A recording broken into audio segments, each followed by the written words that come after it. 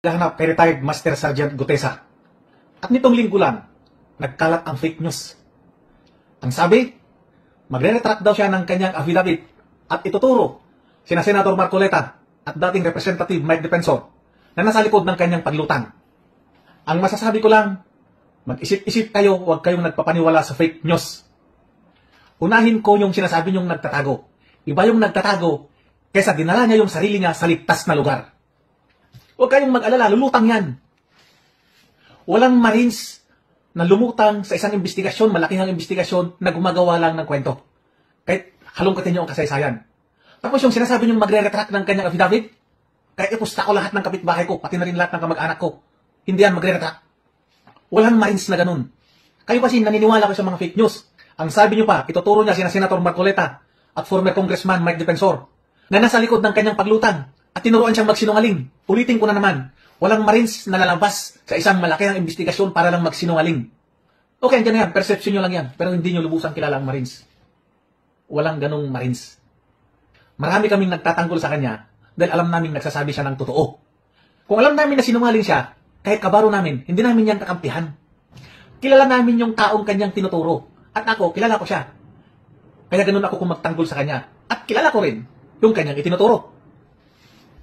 At yung sabi nyo na kinakanlong siya ng kapwa niya Marines, ng kabaro niyang mga Marines, sa malamang mali lang kayo ng pagkaintindi.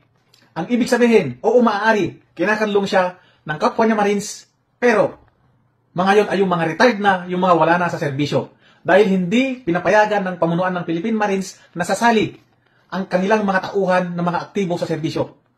Bakit kakanlungin ng mga retired o yung mga wala na sa serbisyo? Ganun kaming mga Marines. Para kaming magkakapatid, lalo na't may laban yung isa naming kasamahan na pinaglalaban niya yung tama. Pero, kapag siya naman ay mali, hindi namin yan papansinin. Tabla-tabla yan. Doon lang kami sa katotohanan. Ulitin ko, halimbawa man kung kinakanlong siya ng Philippine Marines, yon ay yung mga wala na sa serbisyo. At saka, labas na yon yung organisasyon ng Philippine Marines. Wala na yon. Hindi nila yon tinotolerate, hindi nila yon pinapayagan sa mga aktibo at bawal na bawal yon sa loob ng kampo ng Philippine Marines. Maliwanag ba? At sa mga nasa active na serbisyo, huwag na kayong sumakay sa isyo. Mahalin nyo ang inyong serbisyo dahil mayroon tayong sinusunod na chain of command. Magtrabaho lang kayo ng maayos. Hayaan nyo na kaming mga sibilyan na magtanggol sa kanya. Kung meron man dyan nagre-recruit para i-destabilize ang gobyerno, huwag na huwag nyong gagawin yan. Huwag na huwag kayong sasama. Marami nang nangyari. Sino ang kawawa? Sundalo pa rin. Sakripisyo ang trabaho, sakripisyo ang pamilya. Gutom. Walang mapapasok ang trabaho dahil napakalaking krimen yung pagkilos laban sa gobyerno. Ulitin ko, magtrabaho lang kayo ng maayos at sumunod kayo sa chain of command. Okay?